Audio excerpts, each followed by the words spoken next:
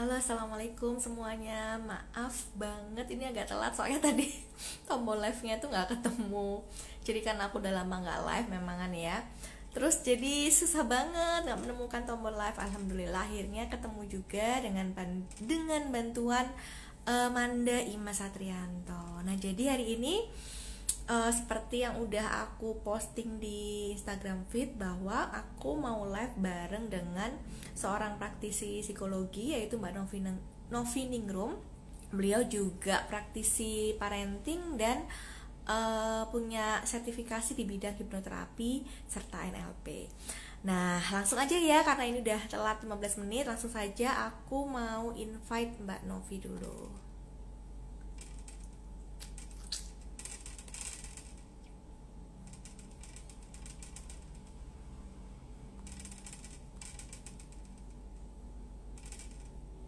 Sambil menunggu teman-teman yang lain, ini aku invite Mbak Novi. Semoga bisa join ya. Goyang-goyang nih. Oke.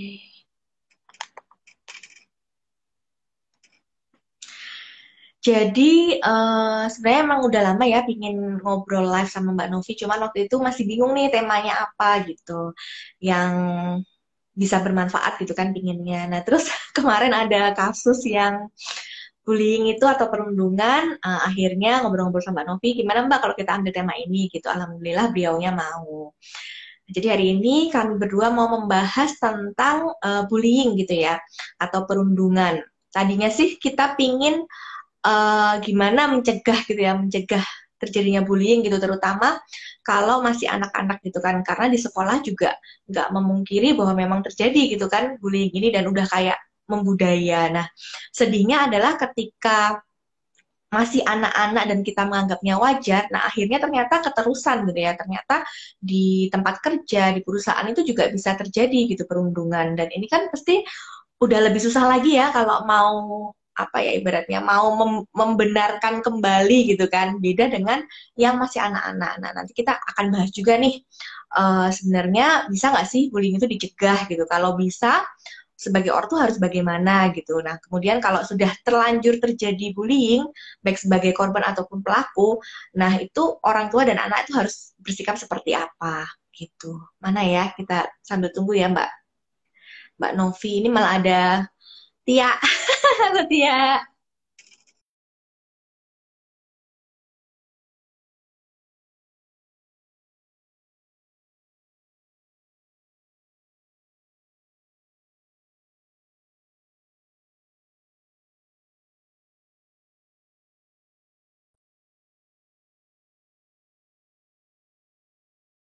Sebelumnya sambil menunggu Mbak Novi, aku bacain CV-nya beliau dulu ya. Jadi namanya adalah Novi Resmi Ningrum. Beliau ini lulusan, sudah ada nih Mbak Novi, lulusan S1 Bahasa Prancis ya, sastra Prancis, kemudian S2-nya Psikologi, udah masuk belum ya? Psikologi di Universitas Ahmad Dahlan. Kemudian beliau juga mengambil sertifikasi di berbagai bidang, antara lain hipnoterapi, kemudian ada sertifikasi sport juga. Kok belum bisa ya? Sebentar, saya coba ini lagi ya, invite lagi.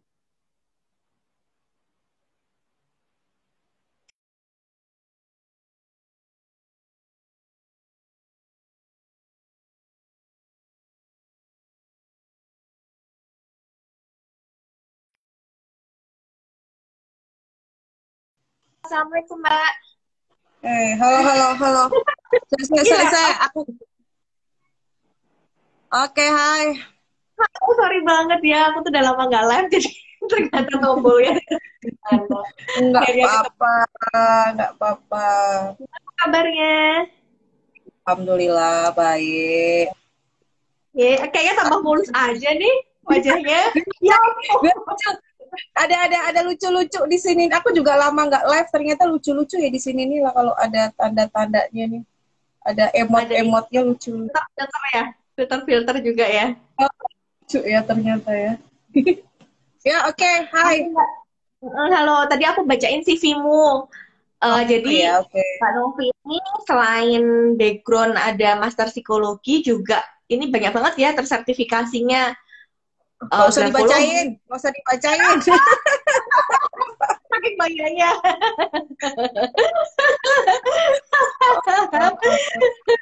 Terus gimana nih? Mau langsung aja? Aku baru Ya tahu loh langsung.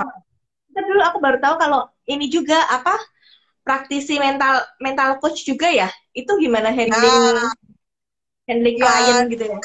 kalau coach itu kan nggak seperti apa namanya konselor ya. Coach itu kan tidak memberikan.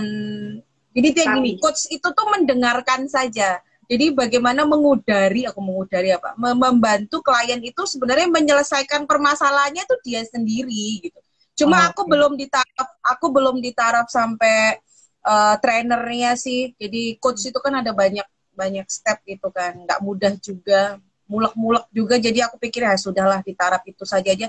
Karena memang orang yang biasa menjadi konselor ke orang yang jadi coach itu tuh berusaha kayak dunianya tuh berubah. Rasanya tuh Hmm, masih pengen ngomong, masih pengen memberi oh, omongan kayak gitu. Tapi kalau coach itu kan nggak boleh gitu kan sebenarnya. Seperti itu sih yang aku pahami. oke oke. Oke. Jadi hari ini kita mau bahas tema yang sulit ya. Kata dong, temanya sulit. Bullying atau perundungan.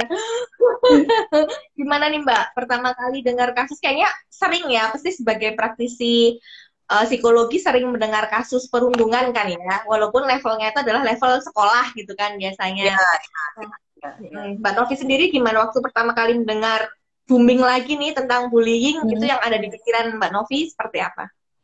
Sebenarnya ya, sebelumnya kita sapa dulu teman-teman yang udah pada gabung. Halo, Assalamualaikum, salam kenal. Saya Novi dan sore ini kita berdua nih lagi mau kita ngobrolin receh aja sih ya, nggak usah ngobrol yang berat-berat kayak gitu kan. Ya, sebenarnya kasus bully itu sudah lama terjadi dari dulu hingga sekarang ya kan. Ada yang mungkin terblow up, terekspos, tapi ada juga yang tersembunyi-tersembunyi saja. Nah, yang baru-baru ini heboh itu sebenarnya membelalakkan mata kita gitu. Bahwa yang seringnya terjadi perundungan atau bullying itu kan di sekolah ya, dari mau tingkat SD, tingkat TK, sampai nggak usah TK deh, PAUD, TK, bahkan mungkin sampai ke universitas. Tapi ini di lingkup kerja, selingkup kantor, yang sebuah lembaga yang nggak main-main kayak gitu kan. Lembaga yang sebenarnya mereka juga sering mensensor kan, ya kan? Dia yang sebagai filter ketika siaran-siaran itu mau sebelum publish di televisi atau mungkin mereka sorry kalau di YouTube mereka ini juga nggak ya ketika misalnya nanti ada sesuatu yang tidak sesuai mereka apa namanya ikut menfilter juga atau melarang memboikot juga enggak ya kalau mereka ini kayaknya kalau kemarin di Telegram juga mereka masuk tuh ya kan sempat masuk juga tuh untuk memboikot dan yang lain situs-situs yang nggak benar gitu kan Telegram tuh kan sekarang ya aku nggak ngerti ya Telegram itu ini buka-bukaan aja gitu loh ketika kita sekarang di film-film pembajakan film itu kan banyak tuh yang di-share di Facebook di mana kayak gitu kan nah terus karena di Facebook udah si Om Facebook itu mulai kejam sekarang, mereka larinya ke Telegram. Jadi film-film bajakan, bahkan film-film 18 plus, 21 plus itu sangat mudah didapatkan di Telegram. Nah, untuk kalau nggak salah sih kemarin mereka mulai memboikot satu persatu. Tapi aku nggak tahu kalau si lembaga yang ini tuh ikut serta di situ apa enggak. Nah, kembali ke masalah perundungan atau bullying tadi menyedihkan sangat, apalagi itu terjadi pada sosok makhluk yang namanya laki-laki gitu. Walaupun sebenarnya bullying itu bisa terjadi mau laki-laki atau perempuan itu sah-sah saja gitu loh. Jadi itu biasa saja terjadi itu mau laki-laki atau perempuan. Cuma ini kan yang menyedihkan sekali itu di perkantoran, di lembaga dan yang terjadi pada laki-laki dan dia tidak bisa berbuat apa-apa untuk melindungi dirinya sendiri atau untuk berkata aku nggak suka dibeginikan itu kan dia juga nggak sanggup dan aku dengar juga polisi pihak yang berwajib mungkin berpikir bahwa terblow up-nya kasus ini dengan tulisan-tulisan yang disebarkan oleh beliau itu mungkin juga bukan tulisan dari beliau itu mungkin dia dibantu oleh orang lain untuk bisa speak up ya, mengeluarkan unek-unek dia gitu kan. Aku bisa membayangkan apa yang terjadi pada dia. Namanya tadi ada komen bullying ada di pesantren. Aduh, ada banget, banyak di mana saja. Tidak menjamin yang namanya lembaga pesantren atau apapun itu, bahkan mungkin lembaga-lembaga yang mungkin kita lihat itu baik-baik saja, di dalamnya ada perundungan. Nah, bullying itu kan nggak sekedar bullying fisik, bullying verbal juga bisa terjadi. Apalagi sekarang di era media sosial, astagfirullahaladzim, masya Allah, kalau melihat netizen Indonesia, sampai aku gedek-gedek, astagfirullahaladzim, mereka tuh seenak itu aja bisa mengkomentarin apapun itu seenaknya. Kalau dirimu gabung ya, dirimu gabung di salah satu grup nih di Facebook itu, kalau di Jogja kan aku nggak usah sebut grupnya ya. Jadi ada grup yang ketika kita mungkin kehilangan, ada kecelakaan atau ada apa aja kayak gitu kan. Ya kan, you know ya apa yang aku maksud. Mungkin teman-teman di sini juga mungkin tahu. Itu grup itu sebenarnya positif, sangat positif menurut aku gitu loh, saya. Jadi ketika ada barang hilang, kecelakaan atau apapun itu kita bisa pantau di situ. Tapi coba lihat, yang buat miris tuh kadang apa? Komentar orang-orang di bawahnya itu luar biasa. Nah itu kan, itu sudah bentuk bullying yang terjadi gitu. Jadi bullying itu bukan hanya yang lagi ngeheboh atau trending sekarang ini, tapi itu sangat sangat masif terjadi, seperti pembiasaan di masyarakat kita yang dibilang itu biasa-biasa saja, padahal itu enggak bisa dibilang biasa loh. Efeknya luar biasa, apalagi seperti korban yang sedang viral itu, dia dibilang post traumatic disorder syndrome. Ya gimana dia nggak ngalamin traumatik ya, kalau apa yang dilakukan kita aja sebagai observer, sebagai pengamat, kita nih nggak tahu loh, so kita nggak bisa komen yang aneh-aneh kayak gitu kan. Kita yang sebagai pengamat melalui tulisan-tulisannya saja itu juga ngerasa terwow-wow begitu. Sebegininya dia menerima intimidasi ya dari teman-temannya. Jadi nggak ada deh apa namanya pemakluman untuk para pelaku bullying. Walaupun meskipun banyak sekali pelaku bullying itu berawal dari dia adalah korban. Ya, dia adalah korban. Jadi dia ini nggak ngerti, dia mungkin harus menyelesaikannya bagaimana. Dia seperti dia ingin balas dendam atau mungkin dia ingin ya apapun itulah. Jadi kebanyakan pelaku bullying itu berawal dari dia korban. Nah, gimana sih terus kalau itu terjadi di sekitar kita? No, aku bercerita tentang aku saja. Aku juga salah satu orang yang dulu pernah terdampak bullying waktu SD, SMP, bahkan sampai SMA. Tapi kan orang beda-beda. Aku nggak bisa terus bilang begini ketika aku dengerin orang kena perundungan atau bullying. Gitu aja lu nggak bisa. Aku aja bisa, masa lu nggak bisa? Nggak bisa. Orang itu kan beda-beda. Kalau aku dibegituin, luweh kayak gitu kan. Luweh gue. Jadi kalau aku, karena mungkin udah terbiasa ya sejak itu. Tapi orang-orang tuh beda ya. Ini yang namanya bagaimana dia memberi reaksi terhadap stimulus yang datang gitu. Kalau aku dulu mungkin bisa nangis bombay saya ketika SD, ada temen terus ngejauhin aku, entah dikata-katain apa kayak gitu. Aku bisa nangis bombay ketika di SD. Bahkan sampai bullying yang memalukan itu adalah ya yang namanya kata-kata yang nggak enak atau itu sudah pernah aku alamin kayak gitu kan. Terus aku mulai berani untuk speak up itu ketika SMA. Ya. Aku berani untuk ngomong bahkan sampai sekarang. Nah, kalau sampai sekarang ketika ada omongan yang aku nggak suka kayak gitu, aku bisa counter attack lah istilahnya. Aku bisa balas dengan omongan itu langsung, tapi dengan cara yang lebih elegan. Nah, tapi kan nggak semuanya orang bisa. Apalagi anak-anak sekarang sangat mudah untuk ketika dia mengalami depresi atau dibully sehingga depresi, sangat mudah mengatakan aku bunuh diri aja deh. Ya enggak? Iya kan ya. Tuh, sangat mudah anak sekarang itu bicara bunuh diri, bicara yang dirinya nggak ada artinya. Nah, padahal sebenarnya Mbak Novi, korban bully bisa disembuhkan nggak sih? Bisa. Ya, bisa. Menghilangkan atau melupakan nggak bisa. semua tragedi yang terjadi pada masa lalu kita, baik buruk, baik bahagia, itu nggak akan pernah bisa dilupakan ya guys. Hanya dua yang membuat kita lupa pada situasi yang pernah terjadi atau kondisi atau kejadian pada hidup kita. Hanya amnesia dan kematian. Seperti aku sering bilang sama dirimu kan, saya hanya amnesia dan kematian. Amnesia aja kalau bisa sembuh dia bisa ingat lagi.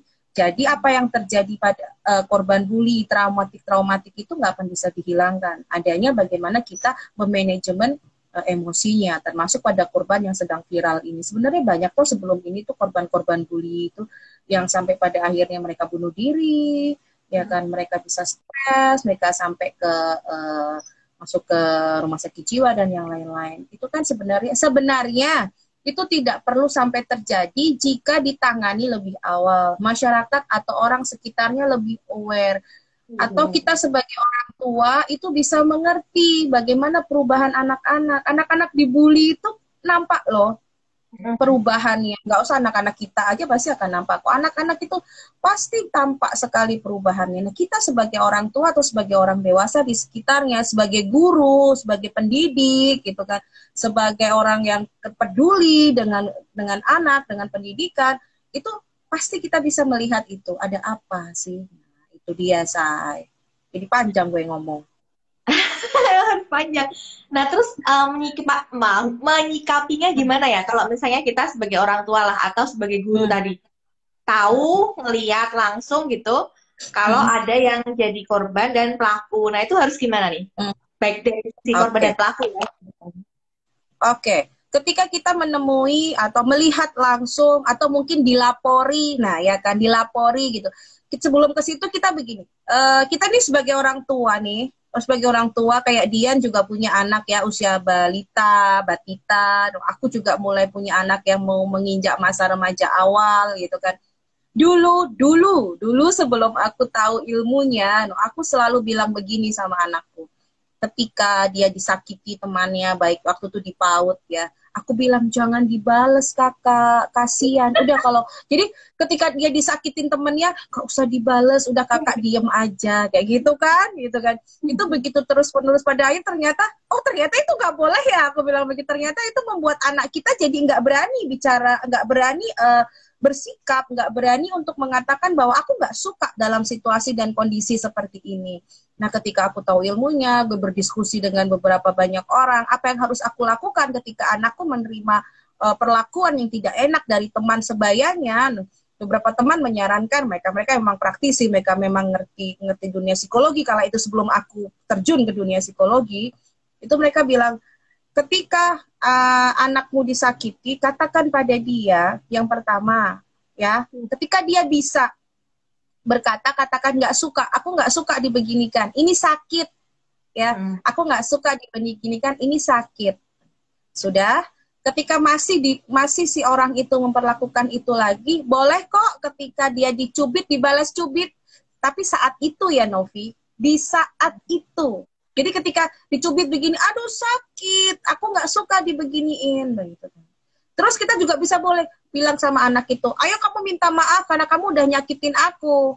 Anak TK kan ngerti lah kayak gimana ya. Kalau masih lagi boleh, ini loh rasanya dicubit ini kayak begini. Kamu nyubit aku sakit kan? Nah ini kalau kamu aku cubit itu sakit. Itu kan itu teman sebaya istilahnya. Kalau masih berlaku lagi ya udah lari ke guru, ya kan? Bicara sama gurunya, lapor sama gurunya. Nah, seperti itu. Itu yang diajarkan oleh mereka. Akhirnya aku pikir, oh iya ya, salah juga ya aku ya. Kalau aku bilang kalau anakku nggak boleh untuk melakukan itu. Saya ini aku ngerubah itu nggak mudah. Terus anakku bilang, dulu kata mama dulu nggak boleh. Kenapa sekarang kok suruh dibalas? Bilang gitu kan, suruh diajarin yang lain gitu. Kakak, boleh ngebales tapi di hari itu, bukan begini ya. Awas ya kamu besok, gitu kan. Nah itu kan sudah mengajarkan untuk dendam, ya kan, tidak menyelesaikan masalah. Nah kembali ke tadi, ketika kita punya anak-anak kecil sejak dini sudah kita ajarkan untuk berani berkata tidak, ya kan, berani bersikap. Ketika memang tidak seimbang, nah seperti yang di Jogja ini kan banyak juga kelitih kan juga bentuk bullying tuh secara fisik gitu kan. Dia juga harus tahu ketika emang nggak seimbang kekuatannya ya dia harus segera lari, jangan sok jadi jagoan gitu kan. Lari itu bukan berarti dia takut, tapi lari dia lebih baik mencari perlindungan untuk yang lebih aman. Nah, kembali ke tadi pertanyaan dia, terus harus kayak gimana dong kalau misalnya itu terjadi pada orang-orang di sekitar kita, terus kita sebagai guru, sebagai orang tua terhadap korban dan pelaku. Kita harus memposisikan yang sama ya antara korban dan pelaku ya, nggak boleh timpang sebelah. Jadi ketika menyelesaikan permasalahan itu, yang korban juga dirangkul, yang pelaku juga dirangkul ya. Korbannya diberi istilahnya diberi penguatan ya kan, diajak konseling, diyakinkan. Nah, begitu juga yang pelaku diberi pengertian, diberi bahwa apa yang dia lakukan itu salah. Kita nggak tahu loh. Terkadang si pelaku ini melakukan hal yang tidak enak kepada korban itu karena dia biasa menerima itu loh di lingkungan sekitarnya. Ya, Ini mungkin berlaku, dari orang ini berlaku gimana? juga kalau ini berlaku juga kalau orang dewasa yang melakukannya, kayak yang di kasus yang lagi viral itu kan Ya, udah tua gitu kan, maksudnya udah tua, udah ya. dewasa. Jadi gini, kita kan nggak ngerti nih, aku nggak ngerti kronologi secara ininya ya, secara gamblangnya gitu loh si orang. Tapi aku membaca biografi, profilnya yang udah ya secara kedudukan dia pada K-unit istilahnya, bagian-bagian yang penting vital gitu, pemimpin lah istilahnya. Terus usia dia juga nggak usia muda ya. Di situ pertanyaan besar itu terjadi. Apakah memang dia biasa menerima perlakuan itu di rumahnya, ataukah mereka yang segitu banyaknya itu sebenarnya hanya ikut-ikut dari satu center of point-nya, ya kan? Nah, di situ ada center of point-nya nggak? Ada, kalau bahasa anak-anak itu bahasa, ada kepala gengnya nggak? Kayak gitu kan? Ya kan? Yang dia yang istilahnya sangat ditakutin atau menjadi center buat teman-teman di sekitarnya.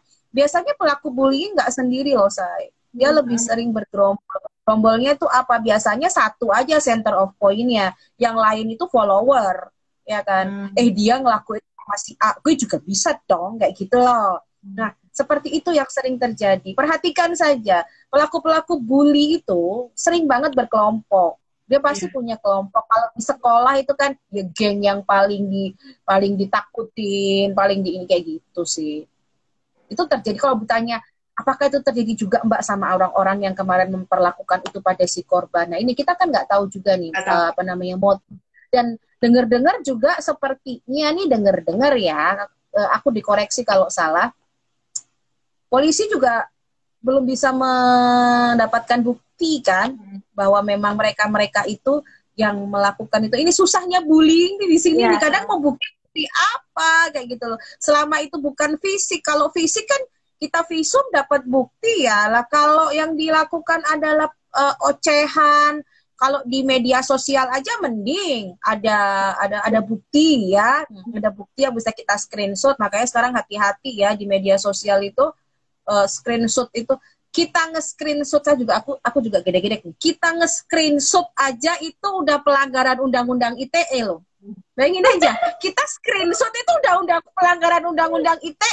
Tapi tuh kalau dijadikan barang bukti, aku bingung loh sama undang-undang ITE, karena aku juga bukan orang hukum ya, cuma waktu denger omongan tuh ternyata kayak begini ya, aku bilang gitu. Jadi kita tuh serba salah. Tapi paling enggak kan kalau di media sosial kita ada bukti.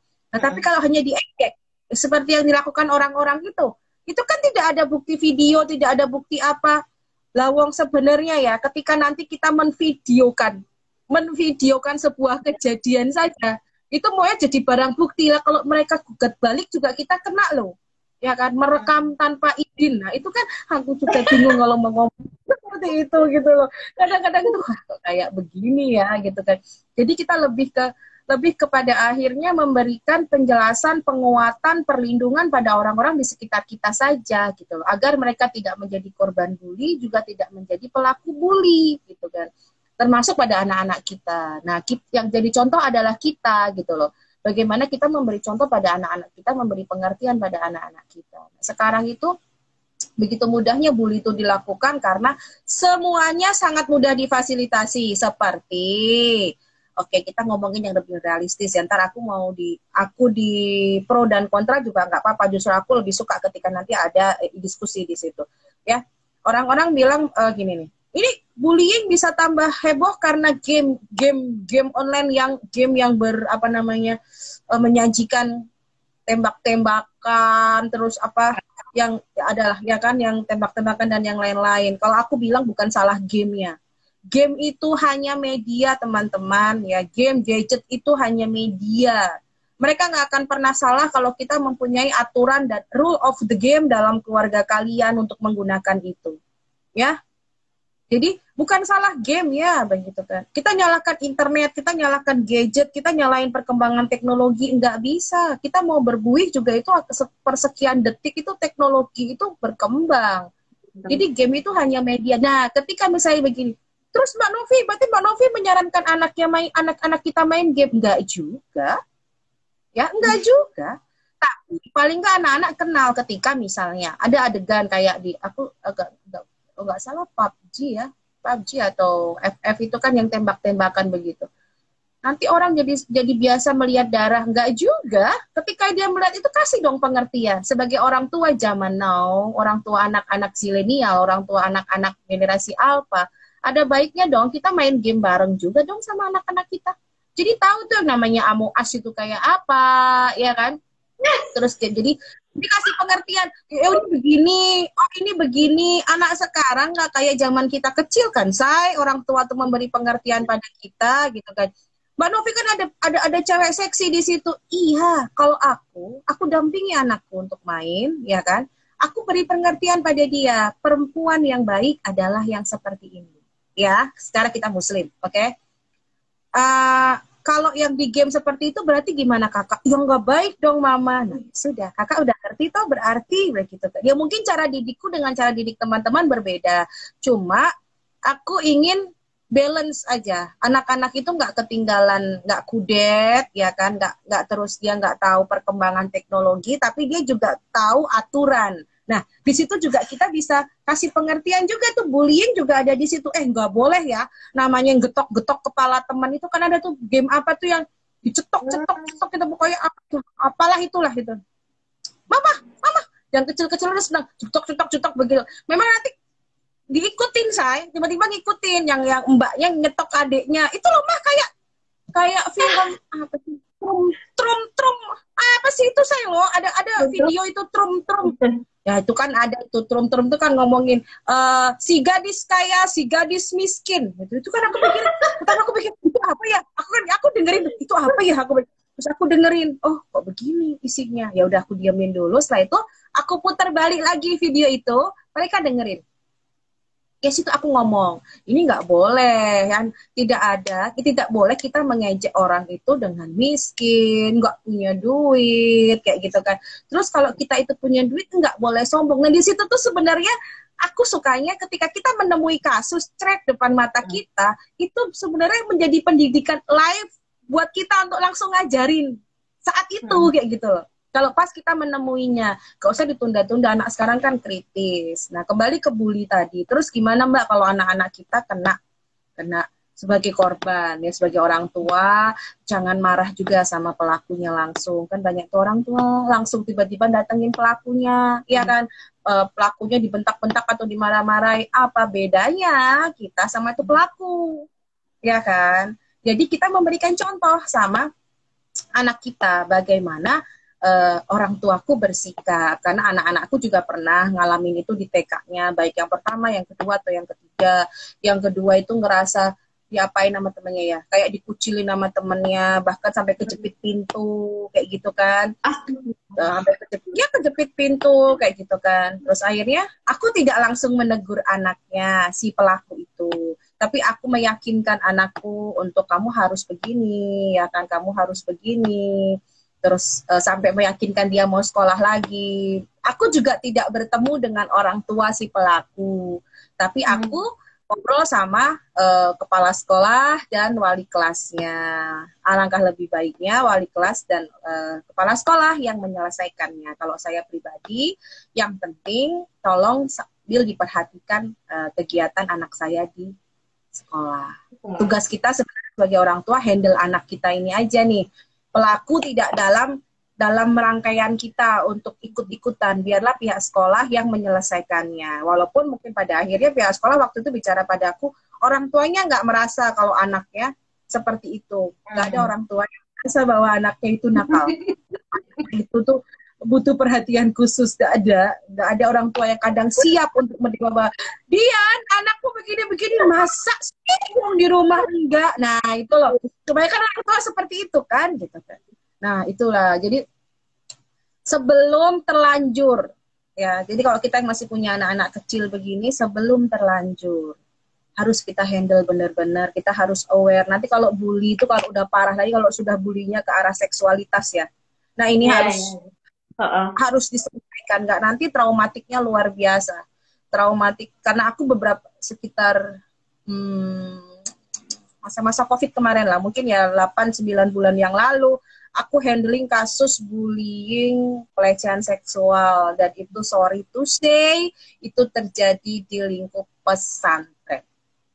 Ya, di lingkup pesantren. Jadi aku bisa bilang ketika ada yang komen bahwa bullying di lingkup pesantren, karena memang aku pernah handle itu beberapa kali, bahkan aku sampai datang pihak sekolah saja waktu itu tidak berani mendudukkan satu meja antara orang tua yang laki-laki dengan orang tua yang perempuan. Tapi ketika mereka memutuskan untuk datang ke saya, di sesi yang terakhir adalah saya temukan orang tua yang laki-laki dengan orang tua yang perempuan. Gurunya sempat deg-degan kalau saya ngapain deg-degan. Dan ternyata apa yang dikhawatirkan oleh pihak sekolah nggak terjadi. Orang tuanya saling berbesar hati dan saling legowo, ya, dan akhirnya so far so good, ya kan, anak-anaknya juga sudah mengerti bagaimana harus mereka melangkah lagi ke depan, dan sekarang mereka juga udah baik-baik saja. Nah, sebenarnya yang kenapa sih kita harus takut dengan apa yang ada dalam pikiran kita? Memang tidak semua orang bisa ya, Say, dikonfirmasi, didudukan dalam satu meja, ya kan? Nggak semuanya bisa. Makanya aku juga wait and see. Oh, ternyata ini bisa kok, orang tuanya bisa didudukan satu meja. Anaknya aja yang tadinya menjadi fokus mereka yang saling korban dan pelaku saja, anaknya tuh udah bisa cekakaan bareng, foto bertiga bareng aku. Kenapa orang tuanya enggak? Ya makanya aku dudukkan satu meja, orang tuanya dan anak-anaknya beserta guru penanggung jawabnya. Dan pada akhirnya saya juga berikan pemahaman pada mereka, tolong lingkungan yang di sekitar pesantren pun juga mendukung proses anak ini sembuh. Ya, jangan juga malah nanti teman-temannya atau mungkin guru-gurunya sendiri yang enggak ngedukung kayak gitu. Seperti itu, Say. Oke, berarti kalau aku simpulin sih yang bisa kita handling ya anak kita sendiri gitu kan. Ngasih pengertian, pengajaran tentang bullying dan gimana mereka harus bersikap ketika menjadi korban gitu kan. Sementara kalau udah di luar lingkup di luar dari keluarga kita udah nggak bisa apa-apa gitu kan ibaratnya kan, bener nggak gitu ya kan, kecuali kalau emang kecuali kalau memang kita punya pekerjaan di ranah publik yang profesional, mungkin bisa ya kasih penyuluhan dan sebagainya gitu kan. Kemudian yang kedua adalah tadi nih, kalau sebagai korban, kalau misalnya kita sebagai sekarang kan ya nggak usah ngomongin lah anak-anak, tapi kayak remaja, terus kita sendiri sebagai orang dewasa gitu kan bisa menjadi korban ya ternyata.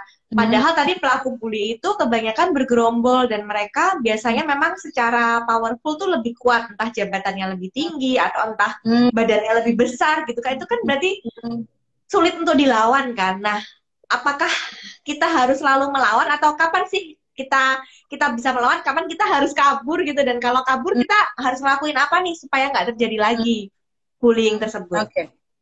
Oke. Kita yang tahu diri kita sendiri, kita yang tahu kemampuan dan kapasitas diri kita sendiri. Oke, aku akan ambil contoh dengan diriku ya. Meskipun ini nggak bisa digeneralisasikan, aku dan dirimu juga nanti akan berbeda. Cuma paling nggak teman-teman bisa paham. Ketika aku menerima sesuatu yang tidak enak, ya kita bilang bully ya, omongan, ya kan, judgment, kritik yang tanpa memberikan saran, ya kan. Kritik kalau tanpa saran untuk apa? Itu kritik, kalau hanya memberikan kritik tanpa saran, itu mereka judgment. Ya, mereka judgment kita gitu kan. Itu ketika aku menerima itu, aku lihat ngaruh banget gak sih sama hidupku? Ya. Hmm. Jadi sebelum masuk ke diriku tuh kita filter dulu, say. Oke, ya kan? Kita terima atau kita hempaskan saja. Tidak segala sesuatu tuh makanya jangan dimasukin telinga kanan keluar telinga kiri ya. Karena akan berhenti di otak kita. Jadi ketika menerima sesuatu itu filter dulu. Ya, kalau oke masukin, kalau enggak hempaskan. Nah, ketika kita lihat, oke, aku porsinya dia untuk diam saja. Karena percuma juga aku jawab. Atau ketika nih sekali ini, 2 kali masih begitu, 3 kali ada nih kita tentukan sikap baru kita bicara, baru kita ngomong. Atasan dan bawahan itu kan hanya di kantor, porsinya hanya di kantor. Lu atasan gue, aku bawahan lo. Tapi kan itu secara rule pekerjaan. Tapi kalau sudah kalimatnya nggak menyenangkan, tingkahnya nggak menyenangkan, sebagai bawahan pun kita boleh komplain loh. Ya misalnya apa yang Bapak katakan tidak sesuai dengan atau apapun itulah, kalian bisa katakan itu. Melawan itu kan tidak harus dengan fisik. Ya kan? Melawan itu tidak harus dengan fisik. Bisa, kalau aku suka mengutip, aku senang kemarin dengan kata-kata, ada satu kata-kata bijak yang bilang begini.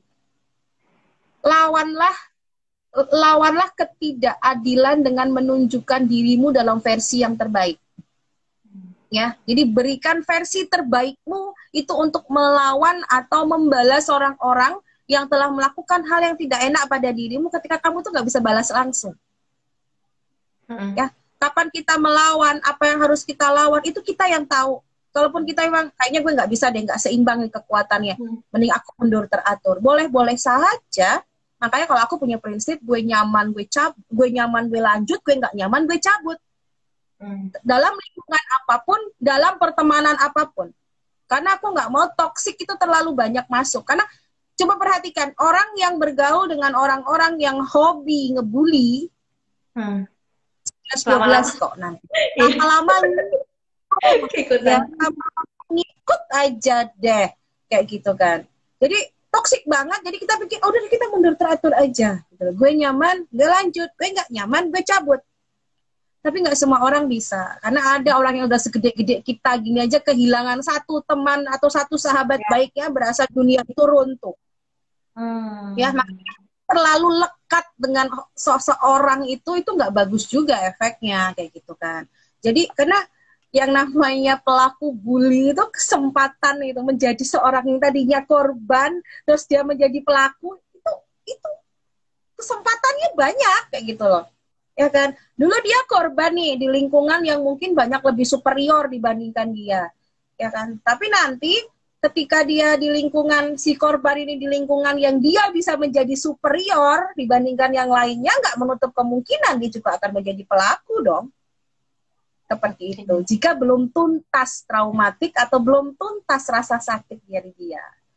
Kalau aku kembali ke aku gitu, ketika dulu aku dibully, aku diomongin banyak lah gitu, perlakuan yang nggak enak gitu kan.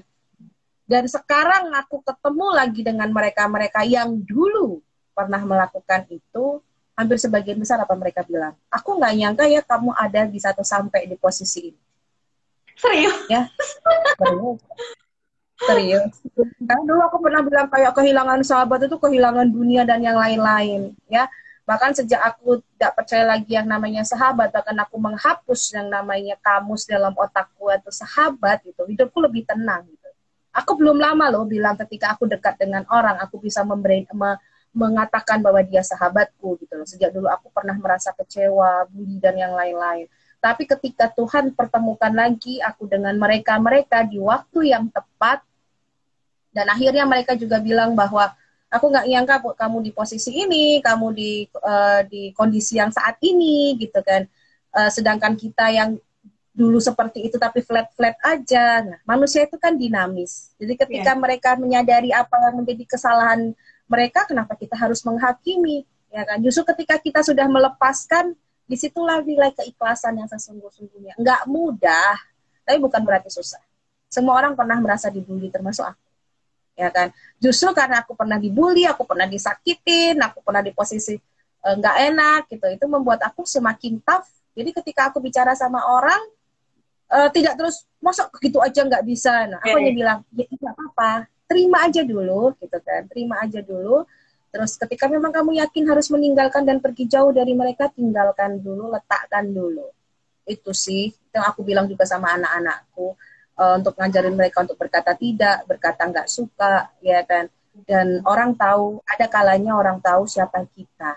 Ya kan? Itu seperti itu. Ya aku kalau kembali ke kasus yang lagi viral itu, kasihan juga sih kalau sampai nggak dihandle, bagaimana dia akhirnya apa ya, nggak percaya dengan dirinya sendiri, dia akhirnya malu, bahkan dia itu kan punya istri, punya anak, ya kan. Kasihan, jadi konsep dirinya berubah, hancur dan yang lain-lain, sedangkan yang mungkin dikatakan pelaku itu tidak mendapatkan tindakan yang atau balasan yang setimpal gitu, dalam artian mungkin nggak ada dari hukum dan yang lain-lain, itu aku kasihan juga sih. Seperti yang sekarang, sorry aku sedikit melenceng ya, walaupun juga aku setuju dengan apa yang dilakukan sama banyak netizen itu. Apa yang sedang terjadi pada SJ ya, tahu ya, artis yang baru aja keluar dari penjara, kasus seperti yang tahu lah kasus dia apa gitu kan. Satu sisi memang salah yang dia lakukan, ya, baik kasusnya atau mungkin ketika dia keluar dengan euforia yang terlalu berlebihan. Tapi di sisi lain kasihan juga gitu lah, ya kan. Kasihan juga bahwa dia juga manusia yang bebas, dalam artian bebas untuk, kalau kita semua batasi, dia mau cari duit dari mana? Ya kan? Dia mau hidup dari mana? Apakah netizen yang membuli dia atau membuat petisi itu tahu bagaimana dia nanti harus bagaimana? Walaupun aku juga nggak setuju gitu dengan euforia dan perlakuan yang berlebihan seperti itu. Cuma dia juga menjadi korban bully loh pada akhirnya, ya nggak? Ya kan? Dikata-katain, bahkan terakhir aku dengar juga, aku lihat juga dia diusir dan yang lain-lain. Kasihan gitu kan. Walaupun dia salah, ya dia salah. Kesalahan dia sudah dihukum di penjara. Mbak, apakah mereka-mereka yang disorientasi seksual itu bisa sembuh? Bisa kok, asalkan ditangani yang benar. Harusnya sekarang PR-nya adalah beliau itu ditangani orang-orang yang tepat, entah agamawan, psikolog, psikiater, yang memperbaiki dia luar dalam. Setelah itu biarkan dia kembali ke dunia luar, masyarakat luar, dalam bentuk atau versi yang berbeda setelah dia memperbaiki dirinya, ya. Jadi kita nggak sibuk hanya dengan menghujat. Kita tuh sebenarnya ketika kita memuji orang sama menghujat orang, itu energi itu lebih berat ketika kita menghujat orang lo keluarnya. Feedbacknya balik ke kita juga sebuah hal yang negatif. Kalau kita memuji orang, itu feedbacknya juga baliknya ke kita, itu yang baik-baik gitu loh. Nah, dan itu apa bedanya coba? Beliau yang mempertontonkan euforia bebasnya beliau dengan kalian-kalian, mereka-mereka yang mempertontonkan juga menolak beliau. Jadi anak-anak yang nggak paham, ini kisah janio apa toh? Gitu kan. Bener gitu. Ya kan, bener nggak gitu kan, tontonan-tontonan yang nggak masuk di akal. Aku tuh udah lama nggak nonton TV ya. Nah, anak-anakku juga pernah nonton YouTube, nggak ada nonton TV, nonton YouTube, nonton apa deh kayak gitu tuh aja, nggak pernah nonton TV. Tapi geli juga ketika di media sosial seperti itu keluar semua, bahkan yang kemarin juga Ayu Ting Ting dan yang lain-lain gitu kan. Salah yang dilakukan dia, salah. Tapi bulian netizen, orang kalau belum pernah merasa dirinya menjadi bahan bulian, itu tuh enak banget loh ngetik kayak gitu kan. Makanya orang bilang apa? Mereka tuh bisa gagah di dunia maya, tapi remah pengginang di dunia nyata. Ya, karena di dunia maya mereka bisa ketik seenak jidatnya aja, tapi di dunia nyata face to face begini nih nggak banyak orang yang bisa. Ya, nggak banyak orang yang bisa dan berani. Ya, makanya kadang-kadang mereka tuh heboh aja di dunia maya, tapi di dunia nyata nothing. Begitu. Ayo, apalagi yang mau ditanyain? Kita sapa teman-teman dulu. Ini yang mau lagi gabung nih. Ada Julian Sukrisna, terus Mbak Helena Mantra, Mbak Diah tadi juga ada. Mungkin kalau teman-teman ada yang mau punya pertanyaan gitu ya, mumpung ada Mbak Novi yang punya anak-anak atau yang di kantornya atau di pekerjaannya ternyata juga sering menemukan apa kondisi bullying, nah itu harus ngapain gitu, bisa ditanyakan ke Mbak Novi. Karena kalau kayaknya hampir mungkin 99% rakyat Indonesia pernah ngalamin bully kali ya, kalau menurutku ya. Mas, Cuman itu aja luar biasa. kadar Ya, atau derajatnya aja yang beda-beda gitu kan. Tapi betul. kalau udah sampai ke pelecehan seksual sih kalau menurutku ya Ah, mau nggak mau harus udah ini ya lapor ya kalau kayak gitu ya Mbak ya. cuma kan ketika pelecehan seksual itu nanti kembali ke korbannya seberapa berani korbannya Iya, untuk speak up, ya kan? iya sih. Karena kadang itu orang jadi yang diiniin, yang menjadi fokus omongan malah jadi si korban kayak gitu loh, kan Iya. kasihan, ya kan? Karena gimana ya, masyarakat kita itu, nah ini loh, sekarang yang lagi digencar-gencarkan adalah santun dalam bermedia sosial, ya, Oh, santun dalam menggunakan media sosial, karena masyarakat kita ini banyak yang nggak santun, mereka pintar dengan menggunakan media sosialnya, tapi mereka nggak santun menggunakan media sosial. Sebagai contoh, ada kecelakaan, korbannya mohon maaf mungkin meninggal, ya kan, parah kondisinya, mereka bisa loh ngambil foto dan videonya, walaupun itu buat reporting di grup, siapa hmm. tahu ada keluarganya yang dapat, tapi yang tahu gitu loh. Tapi apakah itu sopan dan apakah itu etis, ya kan? Baik, jadi kita harus baik dan pantas ketika menggunakan media sosial. Nggak cuma baik aja, tapi hal ini pantas nggak sih saya share gitu kan. Nah, itu kan banyak terjadi. Kekerasan, keributan, ya kan. Orang diberitakan, diliatin sampai seperti itu. Itu kan jadi membiasakan orang melihat hal-hal yang seharusnya nggak pantas dan mungkin belum usianya gitu loh. Kan nggak ada juga rate, walaupun ada rate tulisannya usia 13 plus, usia 17 plus, emang itu diturutin kok sama masyarakat kita. Kalau aku mau ngambil contoh, dan aku nggak dibully nih ya sama teman-teman pecinta sinetron yang satu ini. You know ya, Ikatan Cinta, ya, Mas Aldebaran itu dan Mbak Andin gitu. Itu kalau mau dipikir rate, itu rate-nya usia berapa? 21 plus. Yes. Iya kan? Ya, boleh lah 19 plus, 21 plus. Bukan ditonton anak-anak kecil kan? Ya, iyalah. Tapi tiap anak-anak itu tahu semua sama yang namanya Mas Aldebaran. Ya, ya. Itu kan yang disajikan itu hal yang ya wow gitu loh, terwaw-wow aja kayak gitu. Mau kayak gimana? Karena masyarakat kita udah biasa kan, ya begitu kan. Jadi ya mau kayak gimana? Udah disajikan hal-hal yang seperti itu kayak gitu kan. Ya mau kayak gimana pada akhirnya? Gitu. Jadi makanya bullying, pelecehan seksual itu semakin sering terjadi karena seperti hal yang dianggap biasa-biasa saja. Ya, ejek-ejekan, beda loh ya. Bully dengan bercanda itu beda, bukan hal yang sama. Bercandaan itu kalau seimbang, gue bercandaan sama lu, kita bisa tiktokan, ngobrol bercandaan cekakaan kayak gitu ya. Gue ngomong apa, lu jawab apa, kayak gitu kan. Tiktokannya masuk, itu bercanda. Tapi kalau bullying itu pasti ada yang lebih berkuasa dan ada yang di bawahnya. Nah, Tapi itu coba kan anak ranahnya berarti subjektif gimana? banget. Makanya aku sempat baca berita yang kasus Hmm, kemarin yang sebenarnya itu juga bilang gitu. Apa? Allah hmm, cuman bercanda gitu loh ibaratnya. Sempat ngomong gitu hmm, gitu ya pelakunya, kan dari pihak pengacaranya atau bukan. Aku pernah baca beritanya. Itu kan berarti jadi subjektif sekali ya, mana yang dianggap bercanda, mana yang dianggap bullying ya kalau pelakunya menganggap itu bercanda, tapi ternyata korban hmm, menganggapnya itu ya udah bully karena nggak seimbang gitu hmm, kan, karena menyakitkan gitu kan, hmm. nggak ada buktinya lagi otomatis Iya. Jadi itu kayak ranah nggak ada hukum.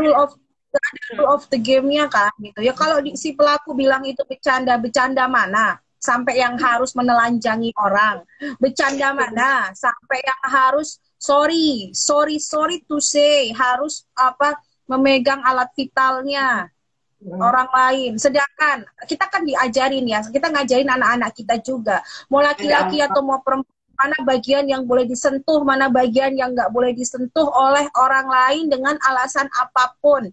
Lah mereka Apakah mereka ketika menelanjangi itu dengan izin, tidak ada apapun pribadi atau individu dimanapun yang ditelanjangi dengan izin itu, ketika itu orang bukan siapa-siapa, mereka itu merelakan begitu saja, kecuali sedang dalam pengaruh minuman keras atau obat-obat terlarang kayak gitu. Apakah itu bercanda, ya kan? Kalau pengacaranya bilang itu bercanda, bapak pengacara mau kalau kita telanjangin bareng-bareng kayak gitu kan? Itu kita bercanda loh Kak, kita cuma bercanda gitu kan. Itu kan enggak juga kan kayak gitu loh. Kadang orang itu memutar-mutarkannya itu loh, dia nggak masuk di akalku juga, di akal kita itu gitu kan. Ya kan, meskipun kita ini juga tetap harus memegang asas praduga tak bersalah, ya kan. Belum tentu juga memang pelakunya itu bersalah atau bagaimana. Cuma tidak terus nanti di case close kasusnya, ya kan. Kasihan juga, nanti lama-kelamaan impact-nya apa? Tidak banyak orang yang mau atau berani untuk berkata jujur tentang kondisi yang sedang dialami dia. Kan ini bahaya toh. Kan ini bahaya gitu kan. Kasihan anak-anak kita, kasihan generasi-generasi kita, dan apa ya, bully itu kayak nggak nampak. Jadi kayak orang tuh sakit gigi gitu ya. Sakit gigi itu kan nggak nampak, tapi sakitnya luar biasa kan gitu kan. Itulah kayak bully itu, dia nggak nampak, efeknya nggak kelihatan. Yang kayak kemarin itu aku juga ada kasus anak pesantren juga. Sebenarnya bully terdekat itu kan terjadi justru pada ranah terdekat loh, keluarga kan gitu kan. Bahkan bapak dan ibunya ini nih yang sering kadang-kadang jadi pelaku bully atas anaknya kayak gitu kan. Si anak ini sampai hobinya nyayat tangan, kayak tantangan begitu. Saya pada akhirnya ketemu aku terakhir itu, aku tanya sama dia, kapan terakhir kali kamu sayat-sayat tanganmu? Dia bilang begini, udah lama kok tante. Terus aku bilang, yakin udah lama? Padahal aku ngeliat di sini ada bekas, masih baru. Terus aku ambil tangannya, ini terakhir kapan? Ini selama-lamanya, paling 3-4 hari yang lalu. Baru dia ngomong, iya. Kenapa dia menyayat itu? Ya kan? Karena dia ngerasa bahwa dirinya tuh nggak ada artinya. Dia seneng aja ketika seperti itu. Ya kan? Nggak sakit. Kenapa aku bisa bilang nggak sakit? Karena aku pernah di posisi seperti itu. Makanya tuh anak bilang, Tante Novi pernah. Tante bisa ngomong karena tante pernah. Aku akan masih ada nih. Ini kalau kelihatan ini masih ada loh. Nggak kelihatan ya. Ada bekas. Oke. Nah, aku bilang sama tuh anak, tante pernah ngalamin itu. Nggak sakit kan? Nggak sakit tante. Memang nggak sakit. Karena kita kayak kalau kita ngomongin hipnosis ya, kayak rasa sakit di otak kita tuh kayak dihilangin gitu loh. Ya, jadi nggak kerasa sakit. Hipnosis itu bukan magic ya. Hipnosis itu nggak magic. Jadi kenapa tangan kita dibakar kerasa nggak panas? Karena kita menghilangkan rasa terbakar. Sakit terbakar itu di otak kita. Sama seperti itu. Karena kita fokus bukan pada rasa sakit yang di fisiknya, tapi sakit yang kita rasakan, yang nggak bisa kita omongin. Aku merasakan itu. Ya. Ketika digali, akhirnya tuh anak ngomong panjang lebar dan yang lain-lain. Sumber utamanya ya ada di orang tuanya dan yang lain-lain. Akhirnya beliau bercerita, ya kan. Dia yang sebenarnya, dia pengen jadi dancer, ya, ingin ya, anak sekarang kan, hobinya itu kan ngeliatin kayak gitu kan. Dia pengen jadi dancer, tapi tarian dia emang bagus. Dance dia bagus ketika dia menunjukkan gerakan di depanku. Kita kan bisa ngelihat ya orang yang powerful atau tidak. Tapi di sisi lain orang tuanya menginginkan dia untuk masuk ke pesantren, ya kan? Karena dancer memang mungkin tidak berhijab dan yang lain-lain. Itu pilihan. Tapi alangkah lebih bagusnya ketika pilihan itu kan dikomunikasikan dengan anak-anak. Betul ya, gitu kan. Kita memang ingin mengarahkan anak-anak kita ke jalan yang baik, yang orang tua inginkan. Tapi kita tuh kadang lupa bahwa hidup itu milik anak-anak kita, bukan milik kita. Ya, aku berproses hingga menggunakan hijab seperti ini pun butuh waktu yang tahunan, sehingga gue nyaman. Jadi ini hijab menjadi sebuah kebutuhan, bukan kewajiban lagi. Itu kan butuh proses. Nah, apalagi dengan anak-anak kita. Kembali ke bullying tadi. Pelaku bully paling dekat dari anak-anak itu sebenarnya adalah lingkungan terdekat dan itu orang tua. Nah, makanya kita tuh introspeksi diri ke diri kita, ya kan, ke diri kita. Walaupun mata itu ada di depan, tapi kita introspeksinya ke dalam. Makanya di rumah kalian harus ada cermin yang besar ya. Jadi ketika mata kalian memandang cermin itu, yang nampak di cermin itu diri kita. Itu untuk apa? Kita introspeksi diri. Sudahkah kita jadi orang tua yang baik? Sudahkah kita, sebelum menjadi orang tua yang baik deh, seberapa sih Anda mencintai diri Anda sendiri? Ya, kalau Anda mencintai diri Anda sendiri, Anda menyayangi diri Anda sendiri, Anda aware sama diri Anda sendiri, Anda tidak akan izinkan makhluk di dunia dimanapun itu menyakiti diri Anda. Ya, jadi orang, ya kan, kadang tuh kita tuh menjadi korban bully karena kita tuh nggak tahu diri kita itu gimana, nggak sayang sama diri kita, nggak tahu bahwa aku nggak suka, nggak nyaman, ini aku suka, ini aku enggak, ini aku peduli, ini aku nggak peduli. Kuncinya diri kita dulu, yakinkan diri kita dulu, baru nanti ke sekitar nih, keluarga, lingkungan terdekat, ke tetangga gitu kan. Kita tuh selalu diajarin begini nih, diam, diomongin orang diam, ngomongin orang diam gitu. Nggak kepena, pekewo, nek wong Jawa ngerti ki, orang kepena pekewo bilang gitu kan. Kita selalu pekewo, yang orang luar Jawa mudah-mudahan dong pekewo apa ya Dian, kalau kita nggak enakan lah gitu kan, nggak enakan kita lakukan apa yang orang lain minta sama kita, tapi hati kita udah nggak enak, itu juga bully juga, ya kan? Lebih baik aku nggak bisa, aku nggak mau, itu lebih enak, kita lebih ringan. Masalah nanti orang itu beranggapan seperti apa itu sudah di luar jalur kita. Seperti itu. Sebenarnya bully itu pencegahan bully dimulai dari diri kita sendiri terlebih. Mencintai diri kita sendiri gitu ya. Itu konsep paling enak ya, paling basic adalah mencintai diri kita sendiri. Meskipun banyak pertanyaan, Mbak Novi, yang dimaksud mencintai diri kita sendiri itu kayak gimana? Di situ aku kukur-kukur kepala. Itulah berikutnya. Aku tuh jawabnya mau kayak gimana? Kalian bisa bilang cinta sama pasangannya, bisa bilang cinta sama anaknya, lah kok nanya cinta sama diri sendiri itu kayak gimana Mbak Novi? Halah, aku sampai yes, orang-orang ini begitulah. Itu realita. Kita belum foto loh ya. Foto dulu saya. 1, 2, 3. Oke, ini nggak kerasa udah 1 jam, Mbak. Udah mau 1 jam, takutnya nanti tiba-tiba. Ya, takutnya tiba-tiba nanti off. Apa namanya? Kalimat penutup. Penutup. Tadi kan udah dijelaskan juga sama Mbak Novi ya. Jadi pertama memang harus kita duluan ya menyadari ya, mencintai diri kita sendiri. Kemudian lihat nih keluarga kita gitu kan, terutama anak-anak. Sudahkah kita mencintai mereka dan membuat mereka merasa berharga gitu kan? Baru setelah itu lingkungan luar keluarga gitu kan, dengan cara membekali anak-anak, gimana mereka harus bersikap kalau terjadi bullying gitu dan sebagainya. Gitu. Nah, untuk kalimat pamungkas terakhir apa nih Mbak?